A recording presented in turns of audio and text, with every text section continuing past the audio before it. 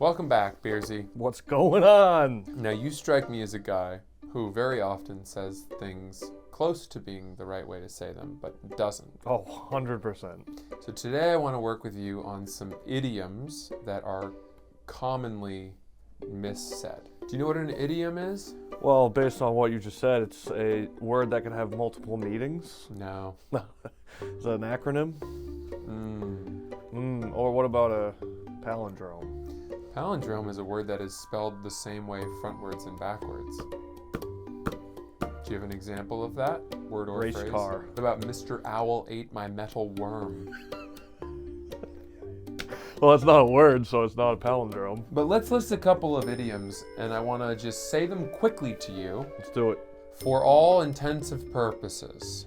Intents and purposes. And that is correct. Oh! Beardsley, 1-0. Give me an example of a sentence where we would use For all intents and purposes, I'm gonna black out tonight. Yeah, that doesn't really illustrate the... It does, though. Yeah. Technically, it could. I guess. Another point for Beardsley. Have you ever said, I could care less? Yes. I had a feeling. Yes. You were one of those I people. could care less. I couldn't. No. Yeah. Yeah. Yeah. I think you need to be true to yourself right now. Beersy, I'm mad that you took my last beer. I couldn't care less. Oh! Well, you got it right. That's how it rolled off the tongue. I Actually, swear on my balls. I could not care less. Idiots doing idioms. Huh? The other day, I got home 20 minutes late. Irregardless, I'm typically a punctual person. My gut says that irregardless isn't a word. Well, it might be, but it's clearly a modern bastardization. Yeah. And it's meant to be a synonym for regardless. Are you telling me that word? Bastardization? What the fuck? It's exactly what it It's not sounds a bat. like. You call someone a bat, like you're a fat bastard. You know the old use of the word bastard. In Game of Thrones. Right, what does it refer to? An orphan. No. Or like a kid of some sort. Yes, but what is true of that kid? Is he born out of an affair? His parents aren't married. Do you know I was a mistake? I'm not a bastard, but I was a mistake. You were told that? I was conceived on a cruise. And that just automatically means you were a mistake? I don't know if they ever said the word mistake or even ever said anything. I just heard I was conceived on a cruise, so that means mistake. And you led yourself to say mistake. I might have made it up. But why do you think that just being conceived on a cruise necessarily means you are You're a getting mistake? fucked up, you're drinking pina coladas, you're coming everywhere. That's my dad.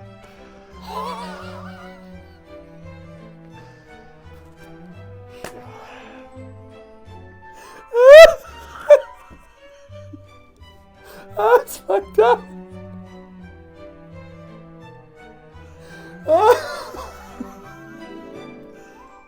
Yeah. You didn't even see the meaning of what you were saying coming until it was too late.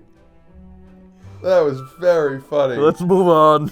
Have you ever been on a cruise? Oh yeah, I love cruises, I had a dude. feeling. Like, I would live on a cruise if I could, for my life. One in the same. What else would it be? One of the same? Yeah, I would say that. One of the same? One circle in the same? One and the same. I don't like it. That is the way. You can't just do that. Yeah, okay, You just wipe away all your problems. I will not say one and the same. Well, you can just say it quickly. One and the same. Oh, And then whoa, most people whoa. won't tell me how much. Wait. Are you making an effort to get in shape for your wedding? No, I'm not. I will eventually. To that I say, you, sir, are a bold-faced liar. Bald-faced Well liar. done! I did not expect you to know that one. Yup. Dana, when you take your clothes off, you are butt naked. That's the question? What's wrong with that? You're ass naked. You're Ass naked. buck Buck naked, no. Buck naked. No. Is the original. No. You have to accept new things. I will not. That's why we're here. It's not a question But I'm of me yes and or you're no. you. I want to live my words and how I live Like me. Okay, fine, but I just need you to know that these are Buck the naked? original ways. I'm all set. You had a juicy rumor for me earlier.